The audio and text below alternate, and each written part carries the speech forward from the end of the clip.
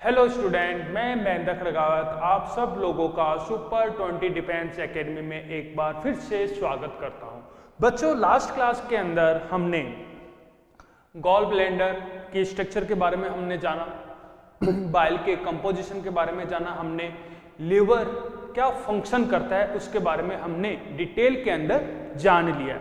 आज की क्लास के अंदर हम डाइजेस्टिव सिस्टम के अंदर जो इंपॉर्टेंट ग्लैंड है उसका जो लास्ट ग्लैंड है दैट कॉल्ड इज पैनक्रियाज, उसको हम डिस्कस करने वाले हैं। जो पैनक्रियाज जो ग्लैंड है बेटा, ये एक्टोडर्मल ओरिजिन होती है। डायरेक्ट क्वेश्चन लिख देता हूं मैं यहाँ पे, it is ectodermal origin, it is ectodermal origin, dermal origin होती है। ये हमारी बॉडी की सेकेंड लार्जेस्ट ग्लैंड है। फर्स्ट लार्जेस्ट ग्लैंड कौन सी है बेटा? Liver. Liver is a first largest gland our body, और जो पैनक्रियाज है ये हमारे बॉडी की सेकेंड लार्जेस्ट ग्लैंड है। Second largest gland of body, हमारे बॉडी की सेकेंड लार्जेस्ट ग्लैंड है। इस ग्लैंड की खास बात यह है कि ये हेट्रोक्राइन ग्लैंड है। हेट्रोक्राइन मीन्स इसका कुछ पार्ट एक्सोक्राइन की तरह वर्क करता है और कुछ पार्ट एंडोक्राइन की तरह, यानी कि ये कैसी ग्लैंड है बेटा? हेट्रोक्राइन ग्लैंड है। इट इज हेट्रोक्राइन ग्लैंड, क्योंकि इसका जो वन पार्ट है एक्सोक्राइन की तरह वर्क कर रहा है और सेकेंड पार्ट जो है एंडोक्राइन ग्लैंड की तरह वर्क करता है। तो अब बात करते हैं कि एक्चुअली पैनक्रियाज की लोकेशन कहां पे है। Where is located pancreas? Location कहां पे होती है हमारे पैनक्रियाज ग्लैंड की? ये जो ग्लैंड है बेटा, ये हमारे एब्डोमिनल कैविटी के अंदर प्रेजेंट होती है। जो हमारी ड्यूडेनम है, यानी कि ड्यूडेनम का जो सी कर्व है, क्लियर? ड्यूडेनम का जो सी कर्व होता है उसके अंदर इसका जो हेड पोर्शन होता है वो क्या होता है बेटा? फिट होता है। जैसे ये इसका हेड पोर्शन है और ये ड्यूडेनम की क्या है बेटा? कर्व है, तो इसका हेड ड्यूडेनम के साथ ये फिक्स होगा। क्लियर? तो यहां पे ये पैनक्रियाज ड्यूडेनम की जो कर्व होता है उसके साथ क्या होती है बेटा? अटैच होती है। यानी कि पैनक्रियाज कहां पे प्रेजेंट होती है? हमारे स्टमक और ड्यूडेनम के बीच में प्रेजेंट होती है। यानी कि इसकी मेन लोकेशन कहां पे होती है बेटा पैनक्रियाज की? It is present loop between stomach and duodenum. Duodenum जो कि स्मॉल इंटेस्टाइन का फर्स्ट पार्ट होता है। क्लियर? तो पैनक्रियाज का जो हेड पोर्शन है वो ड्यूडेनम के साथ में क्या होता है बेटा? अटैच होता है। जो पैनक्रियाज होती है उसको 3 पार्ट के अंदर डिवाइड किया गया है, यानी कि पैनक्रियाज को 3 पार्ट के अंदर डिवाइड किया गया। फर्स्ट पार्ट होता है उसका हेड, जो कि ड्यूडेनम के साथ में क्या होता है बेटा? अटैच होता है। यानी कि फर्स्ट पार्ट कौन सा होता है बेटा? Head portion. क्लियर? जो कि ड्यूडेनम के साथ में क्या होता है बेटा? अटैच होता है। दूसरा होता है बेटा इसका मिडल पार्ट, यानी कि बॉडी। और थर्ड जो होता है बेटा that called is a tail part. ये कौन सा हो गया बेटा? Tell portion. तो पैनक्रियाज को 3 पार्ट के अंदर डिवाइड किया गया। इसकी जो लेयर होती है, यानी कि इसका जो कवर होता है वो किसका बना हुआ होता है? कनेक्टिव टिश्यू का बना हुआ होता है। यानी कि इंटरनल जो कि ये कवर्ड रहती है, कवर्ड विथ कनेक्टिव टिश्यू। ये किसके कवर्ड रहती है बेटा? कनेक्टिव टिश्यू इसको पूरा का पूरा प्रोटेक्शन प्रोवाइड करता है। जैसे हमने पढ़ा था that called is liver. Liver का जो कवर था वो कौन सा था बेटा? Glisson capsule. क्लियर? और गिल्सन कैप्सूल किसका बना हुआ था? That called is connective tissue का वो बना हुआ था। तो अब चलते हैं कि एक्चुअली जो पैनक्रियाज होती है, पैनक्रियाज को हेट्रोक्राइन ग्लैंड बोलते हैं। यानी हेट्रोक्राइन ग्लैंड किस लिए बोलेंगे? क्योंकि ये मिक्स्ड ग्लैंड है। यानी कि इसका एक पार्ट तो किसकी तरह वर्क करता है बेटा? एक्सोक्राइन की तरह वर्क करता है, और दूसरा पार्ट वर्क करता है इसका एंडोक्राइन की तरह वर्क करता है। जो पैनक्रियाज का 99% पार्ट होता है बेटा, 99% पार्ट जो होता है बेटा वो एक्सोक्राइन होता है, क्लियर, जो कि सिक्रेट करता है पैनक्रियाटिक जूस, जो कि क्या सिक्रेट करता है बेटा, पैनक्रियाटिक जूस, पैनक्रियाटिक जूस। और जो इसका एंडोक्राइन वाला पार्ट होता है, दैट को हम डिस्कस करेंगे, एंडोक्राइन वाला पार्ट होता है, यानी कि लगभग 1% पार्ट होता है जो कि क्या सिक्रेट करता है बेटा, हार्मोन सिक्रेट करता है, यानी कि इसका 1% पार्ट क्या सिक्रेट करता है बेटा, हार्मोन सिक्रेट करता है, क्लियर। तो चलिए हम इंटरनल स्ट्रक्चर के बारे में देखते हैं कि इंटरनल स्ट्रक्चर पैनक्रियाज की कैसी दिखाई देती है, क्लियर। यानी कि पैनक्रियाज का 99% पार्ट कौन सा होता है बेटा, एक्सोक्राइन होता है, और 1% पार्ट कौन सा होता है बेटा, एंडोक्राइन की तरह वर्क करता है, जो कि हार्मोन प्रोड्यूस करता है, क्लियर। तो सबसे पहले हम बात करते हैं बेटा इसके कौन से वाले पार्ट की, एक्सोक्राइन पार्ट की, जो कि क्या होता है बेटा, पैनक्रियाटिक जूस रिलीज करता है, क्लियर। तो हम फर्स्ट पार्ट यानी इंटरनल स्ट्रक्चर देख रहे हैं, फर्स्ट पार्ट यानी कि एक्सोक्राइन पार्ट ऑफ पैनक्रियाज की हम बात करते हैं। अगर पैनक्रियाज का हम टीएस कट करें, क्लियर, अगर हम पैनक्रियाज का टीएस कट करें तो इसके अंदर की स्ट्रक्चर यानी कि इंटरनल स्ट्रक्चर की अगर मैं बात करूं तो काफी सारी ग्रुप ऑफ सेल्स, यानी कि ग्रुप के अंदर काफी सारी सेल्स मिलती है, यानी कि इस प्रकार से काफी सारी ग्रुप ऑफ सेल्स मिलती है, क्लियर, इस टाइप से। ये जो ग्रुप ऑफ सेल है ये क्या कहलाती है बेटा, एसाइनी कहलाती है। ये जो ग्रुप ऑफ सेल है ये क्या कहलाती है बेटा, एसाइनी कहलाती है, क्लियर। ये ग्रुप ऑफ सेल्स काफी सारी प्रेजेंट होती है, क्लियर। एक और बना देता हूं मैं, ये ग्रुप ऑफ सेल्स है, काफी सारा बिखरे हुए होते हैं ग्रुप ऑफ सेल्स, जो कि इन ग्रुप ऑफ सेल्स को क्या बोलते हैं बेटा, एसाइनी, क्लियर, दैट कॉल्ड इज एसाइनी। और ये जो एसाइनी पार्ट होता है यानी ग्रुप ऑफ सेल्स पार्ट जो है वो क्या रिलीज करता है बेटा, पैनक्रियाटिक जूस रिलीज करता है। तो जैसा कि एसाइनी क्या है बेटा, एसाइनी क्या है, group of cells, group of cells को क्या बोलते हैं बेटा, ग्रुप ऑफ सेल, जो क्या बोला जाता है ग्रुप ऑफ सेल्स को, एसाइनी पार्ट, क्लियर। ये किसकी तरह वर्क कर रहा है बेटा, एक्सोक्राइन की तरह, यानी कि एक्सोक्राइन ग्लैंड उस ग्लैंड को बोला जाता है जो अपना सिक्रेशन किसी डक्ट की मदद से क्या करता है बेटा, अपने टारगेट ऑर्गन तक पहुंचाता है, यानी कि वो किसी ना किसी डक्ट की मदद से अपना सिक्रेशन टारगेट ऑर्गन तक पहुंचाएगा, यानी कि जिसके अंदर डक्ट प्रेजेंट होती है। तो जो एसाइनी पार्ट होता है यहां से काफी स्मॉल डक्ट एराइज होती है, क्लियर, और वो दूसरे एसाइनी पार्ट से जो स्मॉल डक्ट बाहर निकलती है, सभी स्मॉल डक्ट आपस में जुड़ करके एक मेन डक्ट का फॉर्मेशन करते हैं। उस मेन डक्ट को बोलते हैं बेटा पैनक्रियाटिक डक्ट या डक्ट ऑफ विल्सन, यानी कि ये कौन सी होगी बेटा, main pancreatic duct, main pancreatic duct,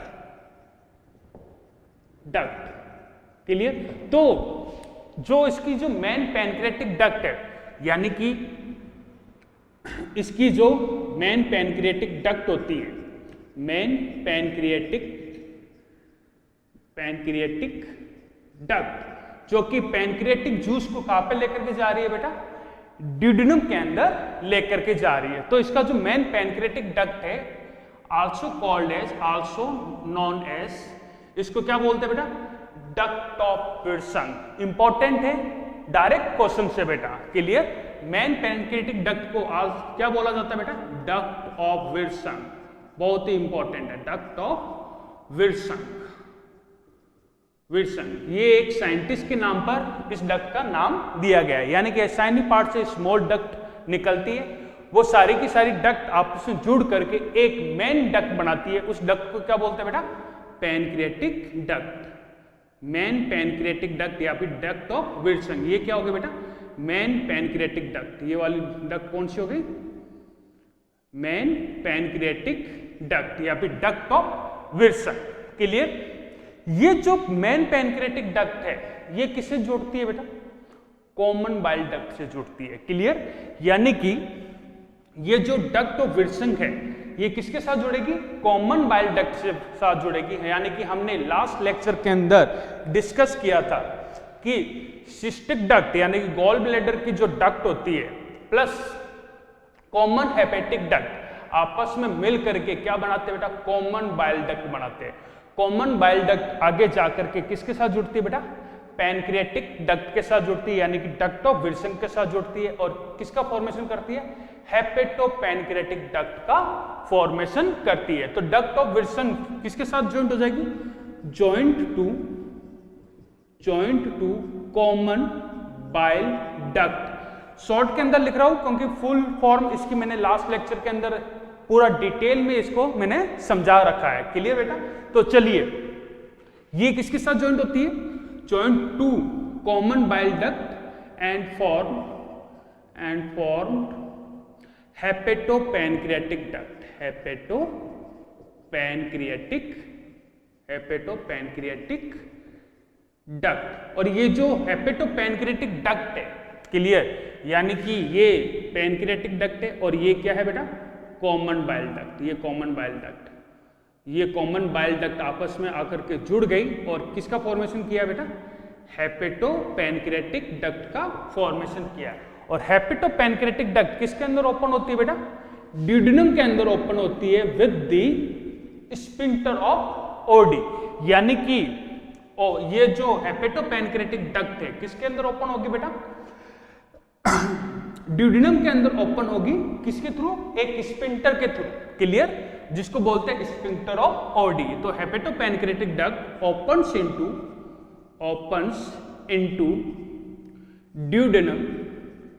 duodenum guarded by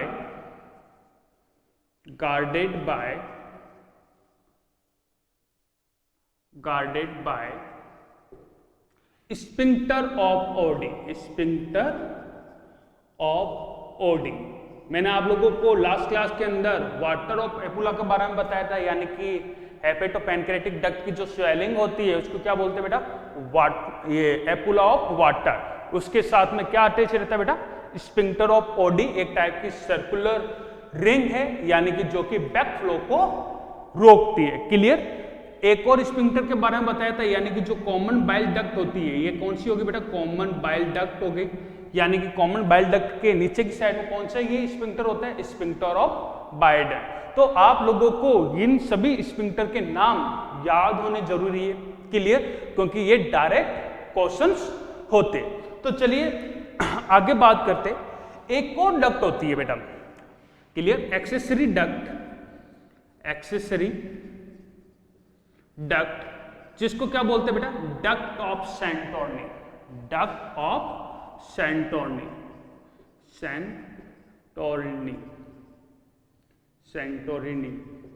duct of Santorini.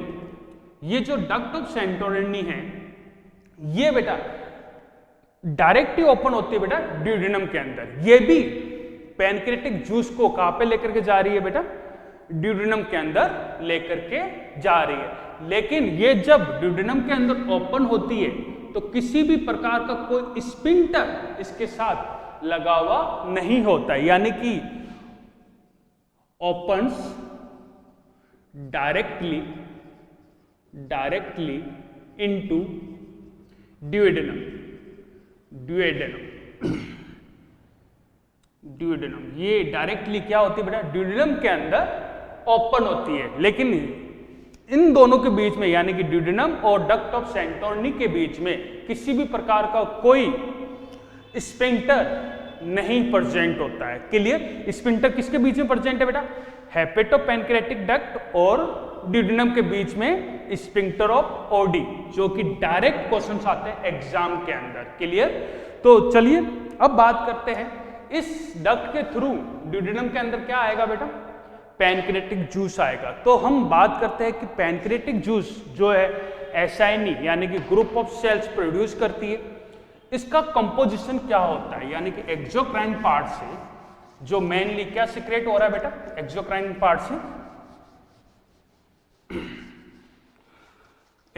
Part से पैनक्रियाटिक जूस रिलीज होता है, यानी कि हम अब बात करते हैं कि उसका कंपोजिशन क्या होता है।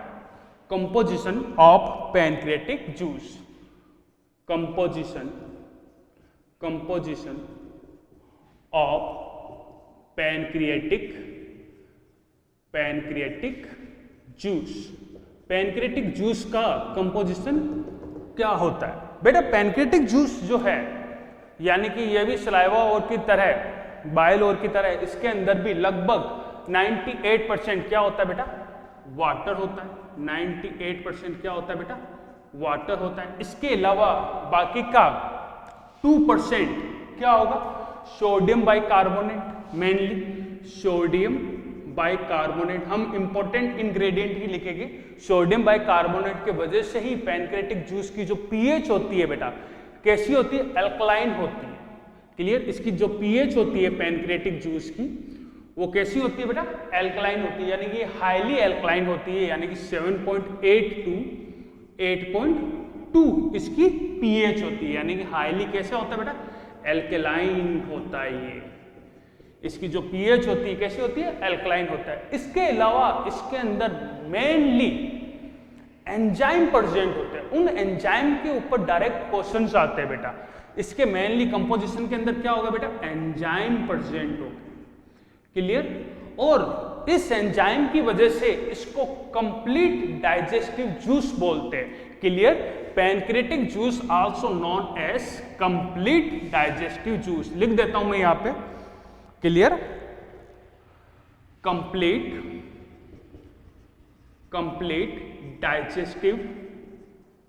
डाइजेस्टिव जूस इसको बोला जाता है। क्यों बोला जाता है बेटा इनको कंप्लीट डाइजेस्टिव जूस? यानी कि ये सारे के सारे जो एंजाइम होते हैं जो कि फूड मटेरियल को डाइजेस्ट करते हैं, वो सारे एंजाइम पैनक्रियाटिक जूस के अंदर प्रेजेंट होते हैं।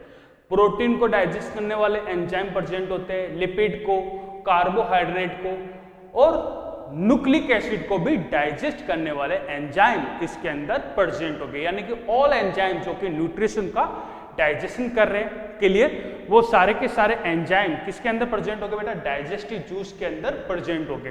तो इंपॉर्टेंट है बेटा प्रोटीन के एंजाइम। प्रोटीन के एंजाइम आप लोगों को मालूम होना चाहिए, यानी कि प्रोटियोलाइटिक एंजाइम। 3 टाइप के प्रोटियोलाइटिक एंजाइम होते हैं मेनली। कितने टाइप के प्रोटियोलाइटिक एंजाइम होते हैं बेटा इनके डाइजेस्टिव जूस के अंदर? 3 टाइप। पहला होता है बेटा ट्रिप्सिनोजन। फर्स्ट एंजाइम होता है बेटा trypsinogen,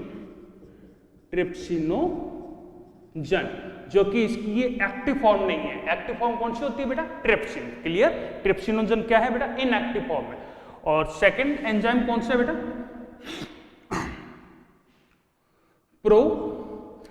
chymotrypsinogen. Chymotrypsinogen and trypsinogen. Clear? ये इनएक्टिव फॉर्म है। एक्टिव फॉर्म कौन सी होगी बेटा इसकी? काइमोट्रिप्सिनोजन की काइमोट्रिप्सिन।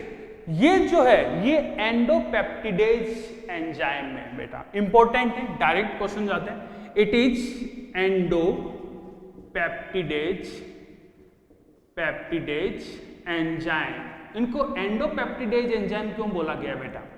देखो ये जो लॉन्ग चेन होती है प्रोटीन की, लॉन्ग चेन यानी कि एक जैसे 100 एमिनो एसिड की बनी हुई चेन है, क्लियर, जिसके अंदर 100 लगभग एमिनो एसिड है, तो ये बीच में से पेप्टाइड बॉन्ड को क्या करेगा बेटा? ब्रेक डाउन करेगा। क्लियर? यानी कि ये लॉन्ग पॉलीपेप्टाइड चेन को शॉर्ट पॉलीपेप्टाइड चेन के अंदर चेंज करता है। यानी कि ये एंजाइम क्या वर्क करता है बेटा?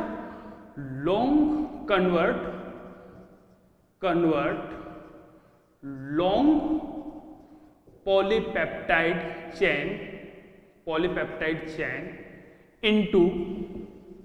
Into short polypeptide chain. यानी कि लॉन्ग पॉलीपेप्टाइड चेन के बीच में से ये एमिनो एसिड के बीच में से पेप्टाइड बॉन्ड को तोड़ेगा, यानी कि लॉन्ग पॉलीपेप्टाइड चेन को शॉर्ट पॉलीपेप्टाइड चेन के अंदर ये चेंज करेगा।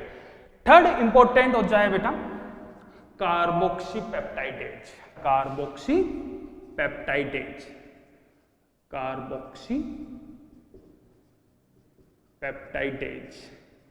कार्बोक्सी जो पेप्टाइडेज होता है बेटा, ये इंडिविजुअल एमिनो एसिड को क्या करेगा बेटा, इंडिविजुअल एमिनो एसिड को बाहर करेगा। यानी कि जो पॉलीपेप्टाइड चेन होती है, एक तो उसका एन टर्मिनल होता है, क्लियर, और दूसरा कौन सा होता है जहां पे कार्बोक्सिलिक ग्रुप प्रेजेंट होता है, that called as C terminal group. तो ये जो लास्ट वाला जो टर्मिनल एमिनो एसिड होता है उसको पॉलीपेप्टाइड चेन से अलग करेगा, क्लियर। यानी कि टर्मिनल एमिनो एसिड को ये ब्रेक डाउन करेगा, यानी कि एमिनो एसिड को क्या करेगा बेटा, इंडिविजुअली एमिनो एसिड को फ्री करेगा। इसलिए इसको क्या बोलते हैं बेटा, एक्सोपेप्टाइडेज, एक्सोपेप्टाइडेज, एक्सोपेप्टाइडेज। क्यों बोलते हैं इसको एक्सोपेप्टाइडेज, क्योंकि ये इंडिविजुअल एमिनो एसिड को टर्मिनल पॉइंट से सेपरेट करेगा, clear, separate free amino acid, separate free amino acid from C terminal of polypeptide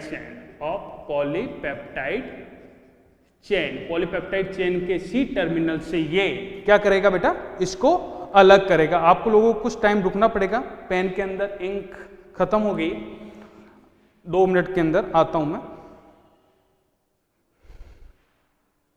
we continue class, वापस हम लोग क्लास को कंटिन्यू करेंगे, क्लियर। तो ये जितने भी थे दैट कॉल्ड जो प्रोटियोलाइटिक एंजाइम थे, ये तीनों टाइप के जो थे बेटा प्रोटियोलाइटिक एंजाइम थे, जो कि प्रोटीन का डाइजेशन करने के अंदर मदद करते थे। यानी कि 3 टाइप ऑफ प्रोटियोलाइटिक ये एंजाइम थे। अब बात करते हैं बेटा और कौन कौन से एंजाइम इसके अंदर प्रेजेंट होते हैं। 3 टाइप ऑफ प्रोटियोलाइटिक एंजाइम तो इसके अंदर प्रेजेंट होते हैं, यानी कि ये लिपिड का भी डाइजेशन करता है, और लिपिड को डाइजेशन करने वाले एंजाइम को क्या बोलते हैं बेटा, pancreatic lipase. Second enzyme pancreatic lipase enzyme. Pancreatic lipase को स्टेप्सिन भी बोलते हैं, क्लियर, नाम आप लोगों को याद होना चाहिए, स्टेप्सिन भी इसको बोला जाता है, क्लियर। ये जो लाइपेज एंजाइम है ये किसका डाइजेशन करने में मदद कर रहा है, लिपिड के डाइजेशन के अंदर मदद कर रहा है। यानी कि ये जो फैट होता है, क्लियर, यानी कि लिपिड जो होता है, फैट जो होता है, उसमें से फैटी एसिड चेन को प्लस ग्लिसरॉल को क्या करेगा बेटा, अलग करेगा, ग्लिसरॉल को अलग करेगा। कैसे डाइजेस्ट करता है हम लोग डाइजेशन के प्रोसेस के अंदर जानेंगे। इसके अलावा इसके अंदर और कौन से एंजाइम होते हैं बेटा, pancreatic amylase enzyme, pancreatic amylase enzyme. ये जो पैनक्रिएटिक एमाइलेज एंजाइम है ये किसका डाइजेशन कर रहा है बेटा, कार्बोहाइड्रेट को डाइजेस्ट कर रहा है, यानी कि डाइजेस्ट कार्बोहाइड्रेट, डाइजेस्ट कार्बोहाइड्रेट। और मेनली कौन सा कार्बोहाइड्रेट बेटा, स्टार्च। यानी कि हम फूड मटेरियल में कौन सा कार्बोहाइड्रेट खाते हैं, स्टार्च को खाते हैं, क्लियर। और 4th नंबर होता है बेटा न्यूक्लिएज एंजाइम, जो कि 2 टाइप के होते हैं। एक तो होता है बेटा डीएनएज, जो कि डीएनए को, न्यूक्लियोटाइड को अलग करेगा, न्यूक्लियोटाइड को ब्रेक डाउन करेगा, क्लियर, डीएनए की। और एक होता है बेटा आरएनएज, जो कि आरएनए को डाइजेस्ट करने के अंदर मदद करता है। तो पैनक्रिएटिक जूस के अंदर इंपॉर्टेंट चीज ये होती है कि सभी फूड मटेरियल को डाइजेस्ट करने वाले एंजाइम किसके अंदर प्रेजेंट होते हैं बेटा, पैनक्रिएटिक जूस के अंदर प्रेजेंट होते हैं। इसलिए इसको कंप्लीट डाइजेस्टिव जूस भी बोलते हैं। इसके अंदर जो मेनली इंपॉर्टेंट होता है दैट कॉल्ड प्रोटियोलाइटिक एंजाइम, जो कि आप लोगों को याद होने चाहिए, यानी कि 3 टाइप ऑफ प्रोटियोलाइटिक एंजाइम। अब बात करते हैं हम बेटा इसके एंडोक्राइन पार्ट के बारे में, क्लियर, इसके एंडोक्राइन पार्ट, यानी कि पैनक्रियाज का कौन सा होता है बेटा, एंडोक्राइन रीजन। सेकंड पार्ट होता है बेटा कौन सा, एंडोक्राइन पार्ट होता है इसका, जो एंडोक्राइन होता है यानी कि जो ग्रुप ऑफ सेल्स है, क्लियर, काफी सारी ग्रुप ऑफ सेल्स होती है, यहाँ पे मैं बना देता हूँ, ये ग्रुप ऑफ सेल्स है, लगभग 1% पार्ट ये बनाती है। पैनक्रियाज का जो टेल होती है, क्लियर, वहां पे ये ग्रुप ऑफ सेल प्रेजेंट होती है, क्लियर, काफी सारी सेल्स होती है, हम डिस्कस करेंगे। तो इस जो ग्रुप ऑफ सेल्स है इसको क्या बोलते हैं बेटा, आइसलेट ऑफ लैंगरहैंस, क्लियर। इसकी ग्रुप ऑफ सेल्स को क्या बोला गया बेटा, एसाइनी, जो कि क्या सिक्रेट कर रहा है, पैनक्रियाटिक जूस सिक्रेट करता है। और pancreatic juice main pancreatic duct यानी डक्ट ऑफ विल्सन के थ्रू किसके अंदर ओपन होती है बेटा, ड्यूडेनम के अंदर ओपन होती है। लेकिन ये जो एंडोक्राइन वाली पार्ट होता है यानी कि इसके अंदर जो ग्रुप ऑफ सेल्स है, इसके अंदर जो ग्रुप ऑफ सेल होती है उसको क्या बोलते हैं बेटा, आइसलेट ऑफ लैंगरहैंस। इंपॉर्टेंट है बेटा, islet of Langerhans. Direct question है, एंडोक्राइन है यानी कि ये अपने सिक्रेशन को किसी भी डक्ट के थ्रू टारगेट ऑर्गन तक नहीं पहुंचाएंगे, तो किसके थ्रू पहुंचाएंगे बेटा, अपने सिक्रेशन को ब्लड के थ्रू। ये डायरेक्ट ही अपने सिक्रेशन को किसके अंदर ट्रांसफर कर देते हैं बेटा, ब्लड को दे देते हैं, और ब्लड इनके सिक्रेशन को क्या करते हैं बेटा, टारगेट ऑर्गन तक पहुंचाते हैं। तो इनका जो मेन सिक्रेशन होता है, एंडोक्राइन का ग्लैंड का जो मेन सिक्रेशन होता है वो कौन सा होता है बेटा, हार्मोन, क्लियर। हमारी बॉडी के अंदर जितनी प्रकार के एंडोक्राइन ग्लैंड होती है उसके बारे में हम डिटेल के अंदर जानेंगे। आपका जो लास्ट चैप्टर है ह्यूमन फिजियोलॉजी का वो एंडोक्राइन ग्लैंड के ऊपर ही है, एक बार फिर से हम इसके बारे में डिस्कस करेंगे उन चैप्टर के अंदर। तो अभी फिलहाल इसकी बात कर लेते हैं, जो कि आइसलेट ऑफ लैंगरहैंस है, जो कि क्या प्रोड्यूस कर रहा है बेटा, हार्मोन प्रोड्यूस करता है। और किसके अंदर प्रोड्यूस करता है बेटा, ब्लड के अंदर, क्लियर, ब्लड उसको टारगेट ऑर्गन तक पहुंचाती है। तो आइसलेट ऑफ लैंगरहैंस में mainly 4 type of cells present होती है। कितनी टाइप ऑफ सेल्स प्रेजेंट होती है बेटा, 4 type of cells islet of Langerhans के अंदर प्रेजेंट होती है। पहली सेल्स होती है बेटा alpha cell, alpha cell, first cell. Alpha cell जो होती है मेनली कौन सा हार्मोन सिक्रेट करती है, ग्लूकेगॉन हार्मोन सिक्रेट करती है। ग्लूकेगॉन हार्मोन क्या करती है बेटा, सिक्रेट करती है। ग्लूकेगॉन हार्मोन क्या काम करता है बेटा, ग्लूकेगॉन हार्मोन यानी कि लीवर के अंदर जब ब्लड के अंदर ग्लूकोज का लेवल कम हो जाएगा तो पैनक्रियाटिक की जो अल्फा सेल होगी वो ग्लूकेगॉन हार्मोन सिक्रेट करेगी, क्लियर। और ये लीवर के अंदर ग्लाइकोजन को ब्रेक डाउन करेगा, क्योंकि ग्लाइकोजन जो होता है वो हमारे लीवर के अंदर स्टोर रहता है, क्लियर, मेनली। तो ग्लूकेगॉन हार्मोन क्या करता है बेटा, ग्लाइकोजन को मेनली किसके अंदर कन्वर्ट करता है बेटा, ग्लूकोज के अंदर कन्वर्ट करने का काम करता है। दैट कॉल्ड इज यानी कि ये ग्लाइकोजिनोलाइसिस करता है, यानी कि ग्लाइकोजन को ब्रेक डाउन कर रहा है किसके अंदर, ग्लूकोज के अंदर। दूसरी जो इंपॉर्टेंट सेल्स होती है बेटा कौन सी होती है, बीटा सेल। बीटा सेल कौन सा हार्मोन सिक्रेट करती है बेटा, इंसुलिन हार्मोन सिक्रेट करती है, क्लियर। जो इंसुलिन हार्मोन है अगर हमारे बॉडी के अंदर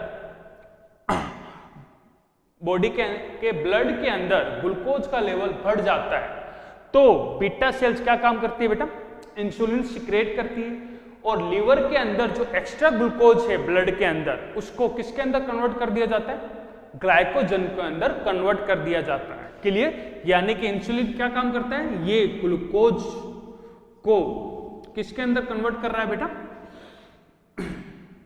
ग्लाइकोजन के अंदर कन्वर्ट करने का काम करता है।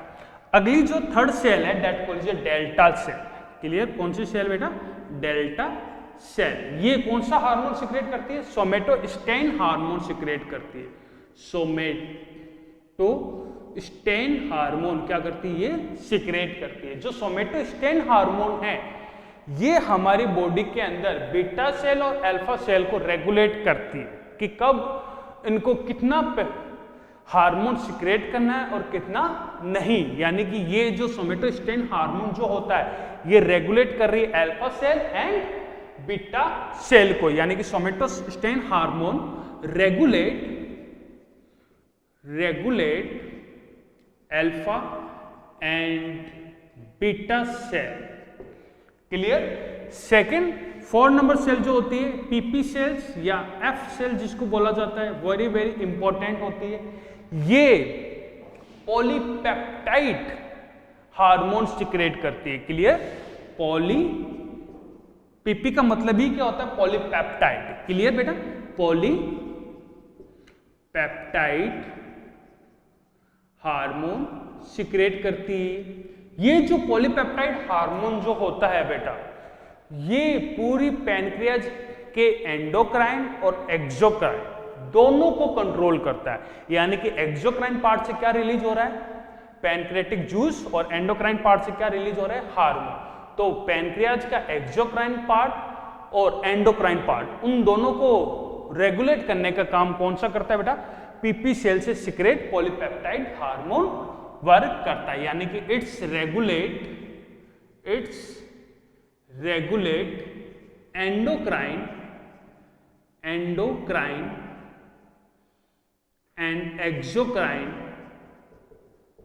Endocrine and exocrine part of